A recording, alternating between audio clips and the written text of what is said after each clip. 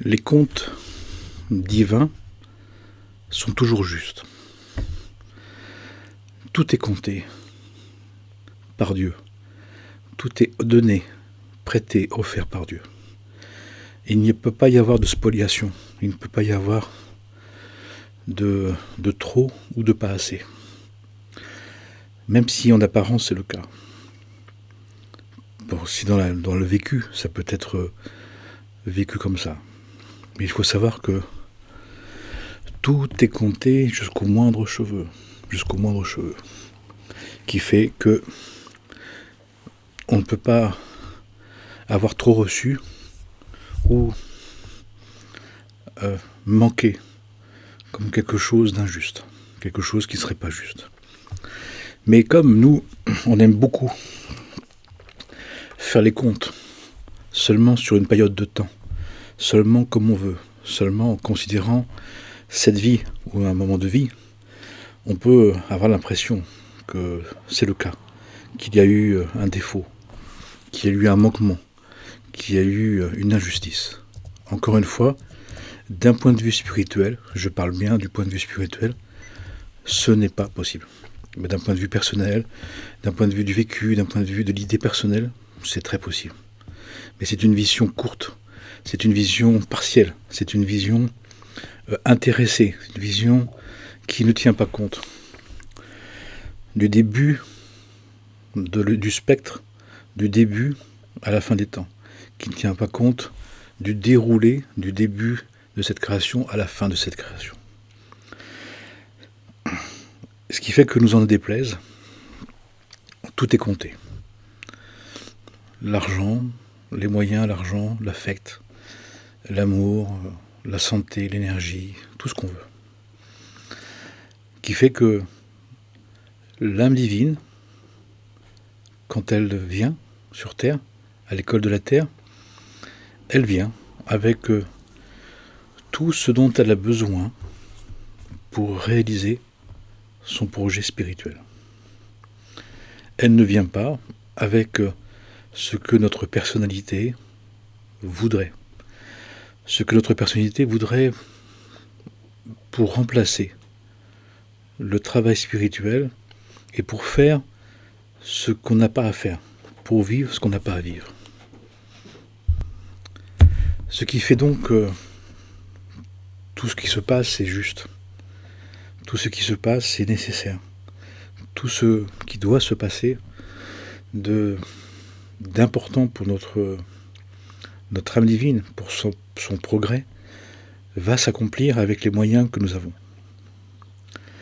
Bien évidemment, ce qui fait écran à tout ça, souvent, très souvent, trop souvent, c'est notre personnalité qui interprète, toujours et encore, à sa manière. Et je vois des personnes qui, même quand ça ne fonctionne plus, même quand ça ne le fait plus, continuent à interpréter, à vouloir comme elles veulent, au point de s'en affliger, de s'en peiner, de s'en attrister. Comme si nous pouvions changer le projet divin, comme si nous pouvions tordre le bras à Dieu. Certains pensent même que le divin n'est pas présent, ou le divin nous a abandonnés, ou qu'il nous a créés, puis nous sommes lancés dans un monde et nous devons faire comme nous voulons et comme nous pouvons. Bien évidemment, c'est une lecture ignorante, idolâtre, débauchée, intéressée, mais qui fait que ça crée justement la souffrance. Tiens, le Bouddha le disait déjà, c'est le désir, la source de la souffrance. Parce que le désir du monde, le désir de faire comme on veut, le désir du plaisir immédiat, et de l'ignorance, et donc de l'ignorance, eh bien, fait justement à un moment donné que ça ne peut que nous accabler, que ça peut nous mettre à mal. Alors même que nous avons les moyens, justement, de ne pas rester dans cette manière-là, de ne pas nous affliger de ce qui se passe, parce que tout simplement, nous allons tenir compte de ce qui se produit et nous allons faire en sorte que notre ignorance ne nous amène pas à la peur. que la peur ne nous amène pas à la haine et que la haine ne nous amène pas à la destruction. Au contraire, que la connaissance nous amène à la confiance nous amène à la paix, et la paix nous amène à l'amour.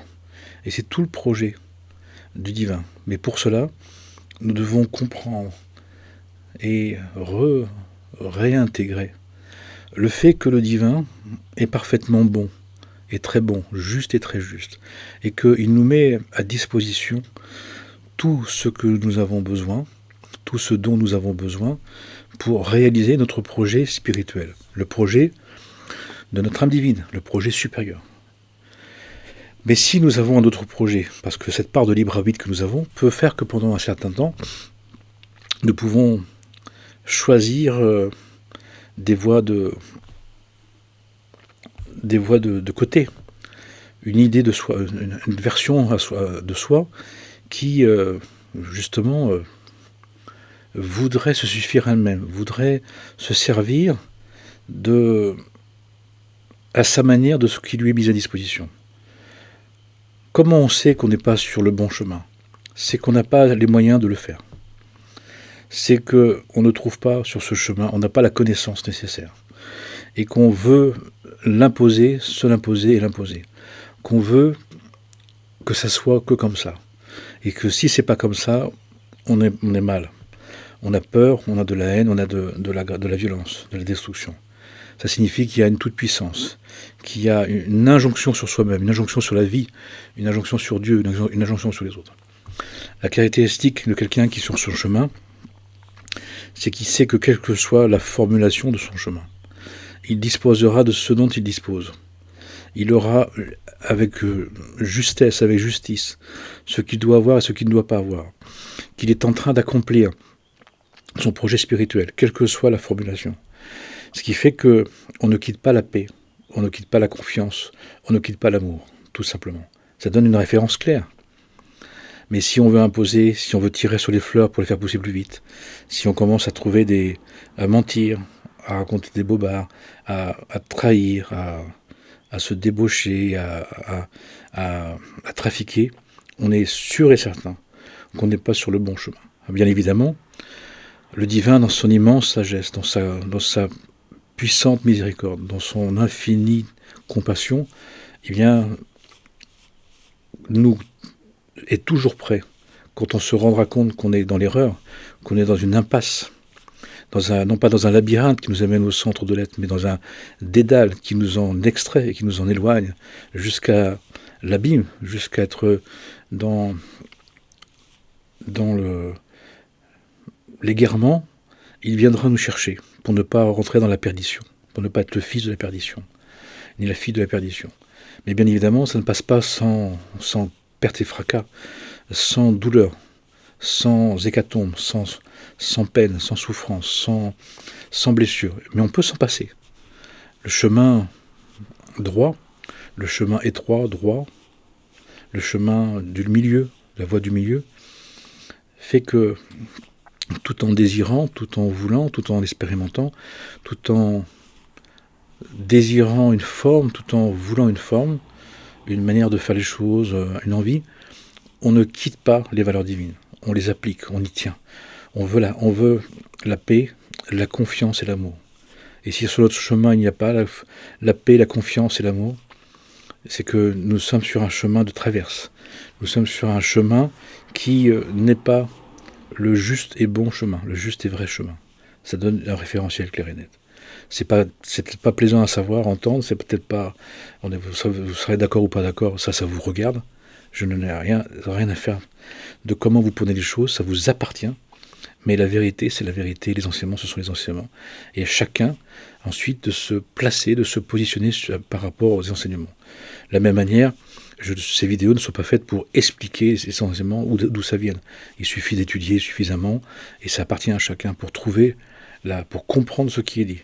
Mais ces vidéos sont faites pour rappeler au cœur de chacun, rappeler à l'âme divine de chacun ce qu'il est profondément. Bien évidemment, la personnalité ne peut que rebeller. Je vois des personnes qui sont dans la rébellion, dans l'agacement, dans le jugement, dans la condamnation. Ça, c'est tout à fait normal. Et plus la personne s'est éloignée d'elle-même, plus la personne s'est éloignée de son âme divine, plus elle va m'envoyer un mail incendiaire, accusateur, destructeur, etc. C'est normal. C'est que le message est passé, mais que ça révèle aussi le personnage, la personnalité qui refuse, qui redoute, qui, au fond, a mis de côté la vérité. Et pourquoi pas, ça fait partie du chemin. Mais la personne, on sait ce qui va se produire. Elle va être dans un dédale qui, à un moment donné, va l'amener dans une impasse qui va l'amener à donner à manger aux cochons, à rentrer dans la pornéia, dans l'esprit de rébellion, l'esprit de perversion, l'esprit de confusion. Pour, à un moment donné, à travers tout ça, en étant complètement accablé, eh bien, de vivre, de revivre la conscience de la présence divine, la conscience du chemin droit, du chemin étroit, du chemin véritable, au beau milieu de l'hécatombe. Il y a un moment donné, au bout du chaos, dans le tréfonds du chaos, il y a aussi l'unicité, le divin unitif, inclusif, universel qui est présent. Et certaines personnes ont besoin d'aller jusqu'au chaos. Chaos matériel et chaos physique, chaos matériel et chaos financier, et chaos affectif et chaos physique dans l'ordre, généralement. On le voit dans le livre de Job, de Yov. Mais tout ça pour dire que il y a des règles du jeu. Le divin a fait un monde qui est ordonnancé, avec des règles, des principes que nous avons à apprendre, que nous avons à comprendre. Dans la Bible, ce qu'on appelle la Bible, il y a ce qu'on appelle de certaine manière l'Ancien Testament et le Deuxième Testament et le Nouveau, mais finalement, maintenant on dit le premier et le deuxième, mais dans le Premier Testament, il y a des enseignements où il y a toutes les lois et les prophètes. Il y a le fondement du judéo-christianisme, du christianisme. Et même si on dit que maintenant on vit de la grâce c'est de connaître les enseignements. La grâce c'est d'accepter les enseignements. La grâce de savoir que Dieu applique les enseignements, applique les principes, les règles. Ce n'est pas la disparition des lois, ce n'est pas la disparition des prophètes. Jésus lui-même, Yeshua lui-même le dit. Je ne suis pas venu ni abolir la loi ni les prophètes, mais les accomplir. C'est-à-dire de montrer ce que ça veut dire de vivre. Et parce qu'on vit pleinement les lois et les prophètes, qu'on peut recevoir la grâce, la providence divine. C'est-à-dire qu'on voit à quel point la providence divine est déjà présente. Et qu'elle fait tout ce qu'elle peut faire pour nous aider. Qui fait que nous devons savoir que nous avons exactement ce que nous devons avoir et que nous n'aurons exactement pas ce que nous ne devons pas avoir. Et que nous avons suffisamment, tous, du début à la fin de notre vie, pour réaliser le projet essentiel, certifié, kasher, halal, certifié par Dieu, c'est-à-dire celui qui est possible avec ce que nous avons et ce que nous sommes. À partir de là, il n'y a plus de complainte, il n'y a pas de victimite, il n'y a pas de vengeance, il n'y a pas de haine, il n'y a pas d'impression d'une injustice. Parce que nous sommes dans une dimension de la conscience qui intègre toute la création, du début de cette création jusqu'à la fin de cette création. Et encore une fois, qu'on pense qu'il y a une seule vie dans cette école de la Terre, ou plusieurs, et après qu'on continue dans d'autres mondes, ou pas, eh bien, n'empêche que pour autant, nous avons ce que nous devons avoir et nous n'aurons pas les moyens qui nous sont pas attribués. Ça veut dire aussi que les moyens disponibles nous indiquent ce qu'on a à faire, dans quel format on peut faire, dans quelle dimension. Un grand projet n'est pas un projet démesuré, mais c'est une intensité, c'est une intention forte. Un grand projet, c'est une grande intention qui s'incarne. Ce n'est pas de vivre dans un château, ça peut être dans une petite maison, mais dans un lieu qui permet de vivre pleinement son intention. Et ça fait toute la différence, ça fait une immense différence. C'est d'autant plus important de savoir ça, nous dit-on, dans les enseignements, que nous sommes dans un temps très particulier, encore une fois de conclusion. Toutes les personnes le disent. qu'est-ce qui se passe, on peut plus faire comme avant, et puis il se passe des épreuves sur épreuves, régulation sur régulation, de replacement sur replacement, et on pensait que ça allait durer, ça dure pas, puis on pensait que c'était plus possible, puis ça s'ouvre, et puis ça s'ouvre pendant un moment, puis ça se referme. Comme ça, une succession. Parce que nous sommes dans un règlement de compte, qui fait aussi que nous avons à considérer cette ambiance spirituelle, ce temps divin, qui connote, qui colore, qui nuance notre vie à partir de cet impératif. Il y a un impératif divin pour un temps spirituel que le divin a déterminé, un passage obligé, un passage nécessaire, qui fait aussi que nous disposons toujours de ce que nous avons besoin, mais plus forcément pour toute la vie. On peut faire un très beau projet, très intéressant, de bienveillance, de bienfaisance, de grand intérêt, de prendre soin, et que ça s'arrête du jour au lendemain. Parce que cette fin des temps fait que nous devons terminer une succession et une multitude d'aspects dans notre vie. Notre âme divine veut conclure les différentes parts d'elle-même qui appartiennent à ces temps anciens, qui fait que notre vie peut être très multiforme. Elle peut passer d'une ambiance à une autre, d'une situation à une autre, d'un besoin à un autre, d'un travail à un autre, d'une relation à une autre, d'une situation à une autre. Et je vois actuellement des personnes, et chacun le voit, ça peut être du jour au lendemain. Ce qui paraissait devoir durer, pouvoir durer, vouloir durer, s'arrête. Et d'un seul coup, on pense qu'il n'y a plus rien et ça repart sur autre chose. Parfois sur une dynamique tout à fait différente. Parfois des personnes ont reproduit plusieurs fois, plusieurs dizaines de fois, le même élan, le même projet, et puis un jour ça s'arrête. Parce qu'à un moment donné, il n'y a pas que les projets que l'on veut, il n'y a pas que il n'y a pas qu'une part du travail spirituel de l'âme divine que nous avons réalisé. L'âme divine va en terminer avec quoi ? Avec les différentes périodes anciennes qui se sont succédées et répétées, qui sont en train de se terminer. Nous avons notre âme à différentes parts de travail, à différentes pièces à réaménager. Il y a différentes situations, circonstances, projets, relations, situations, événements que nous avons à retraverser pour les terminer. Mais comme nous sommes dans une conclusion, qui fait qu'une multitude de temps passés que nous sommes dépositaires d'une multitude de temps passés, tous ces temps passés de teneurs différentes, de temps différents, d'expériences différentes, de vies différentes, de mondes différents, de cultures différentes, de langues différentes, de pays différents, nous demandent justement de les terminer, d'en terminer. Qui fait que nous avons à faire une multitude de choses, qui fait qu'à un moment donné, le moi personnel, qui veut toujours avoir raison par lui-même et se contenter d'une partie, se valoriser sur une part, peut vouloir garder jusqu'à stagner, jusqu'à se fixer sur un aspect du travail spirituel. Mais dans ces temps ici, comme les temps sont révolus, on nous dit que nous devons terminer une multitude de projets ancestraux que nous portons, qui fait que dans notre vie, du jour au lendemain, eh bien, même avec des répétitions, nous pouvons très bien avoir terminé une série de projets et que nous devons aller vers tout à fait autre chose. Je donne un exemple. Quelqu'un qui était complètement... qui voyageait dans le monde beaucoup et qui avait des projets à l'extérieur du monde, et d'un seul coup doit revenir dans son pays et y rester et de vivre très simplement et de faire tout à fait autre chose.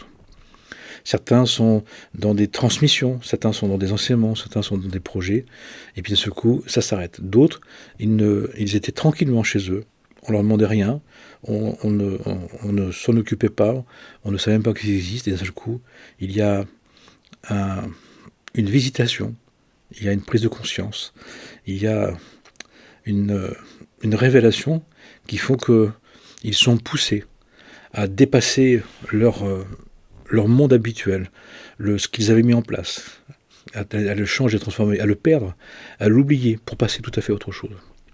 Ça passe à travers, bien sûr, des expériences de séparation, de coups du sort, de hasard, de changement, de bouleversement, de coups de situations qui n'ont pas été choisies, qui n'ont pas été voulues, qui n'ont pas été considérées. Et à partir de là, derrière ces aspects qui paraissent des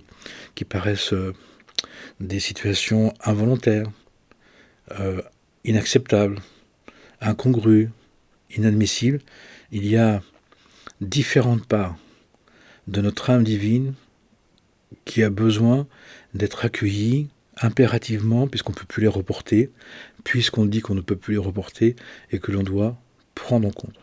Et je vois chez les personnes, dans les relations, dans les circonstances, dans les vies des personnes, les accompagnements, les témoignages, les rendez-vous, les thèmes, que ça se passe, et ça se multiplie, ça se démultiplie, que ça peut aller très vite.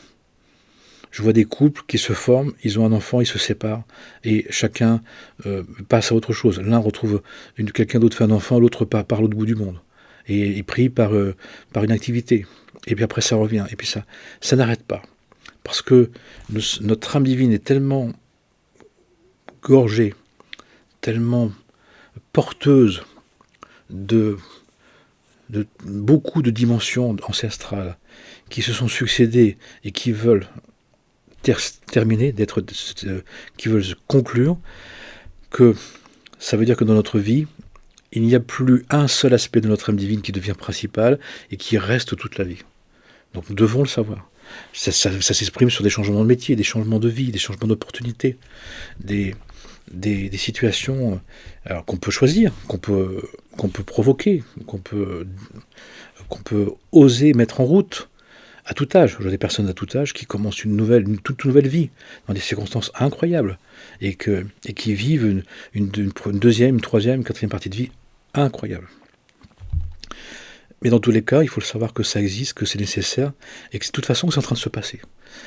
Ce qui fait que la cohérence, c'est de comprendre que notre cohérence, c'est de savoir que notre âme divine est comme un fruit qui a des quartiers, qui a des parts, qui a différentes parts qui veulent se terminer, qui a différentes histoires antiques, anciennes, ancestrales, qui veulent s'accomplir, et qui changent la vie, qui change la donne.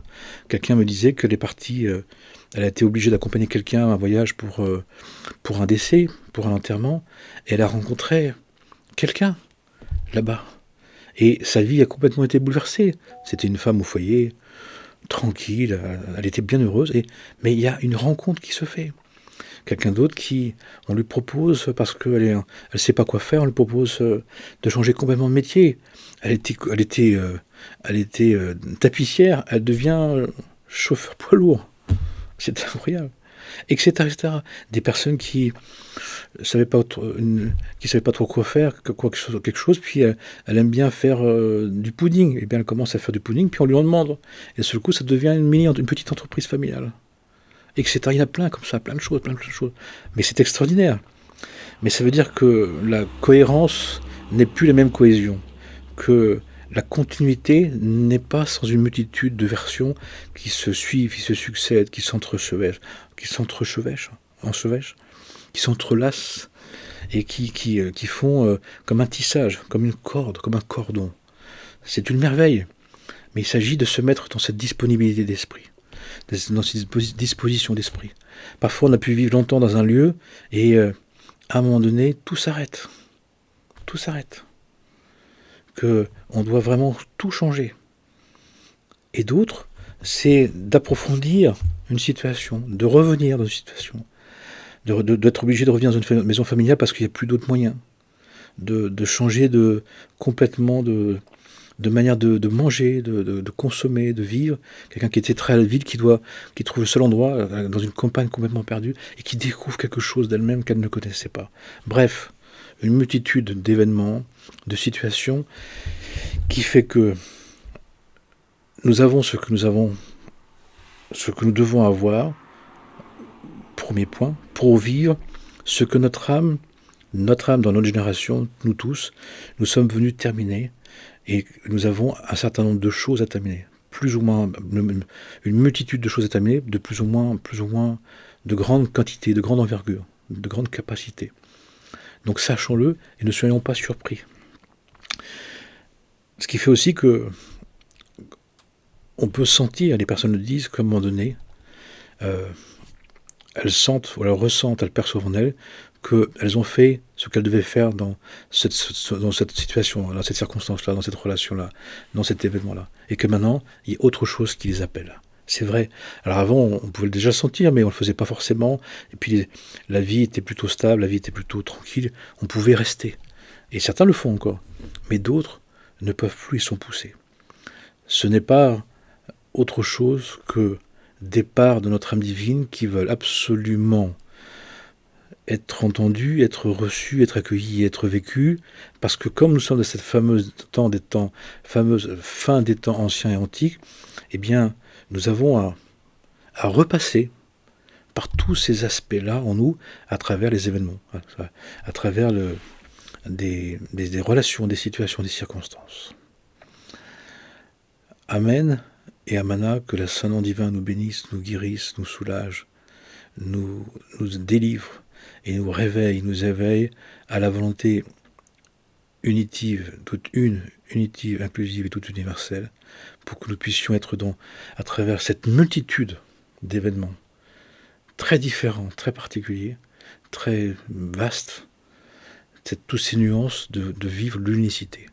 L'unicité que nous sommes venus vivre pour faire notre part de participation au temps pré-messianique, à la préparation des temps messianiques, pour le bien de tous les êtres sans exception, quelle que soit la nation, l'origine, la race, le peuple, peu importe, tout le monde, sans exception. On n'oublie personne, on prend tout le monde. Et que tout le monde s'accomplisse pour le bien de tous les êtres. Amen et Amana, Shalom, la paix profonde, juste et sûre, Salam.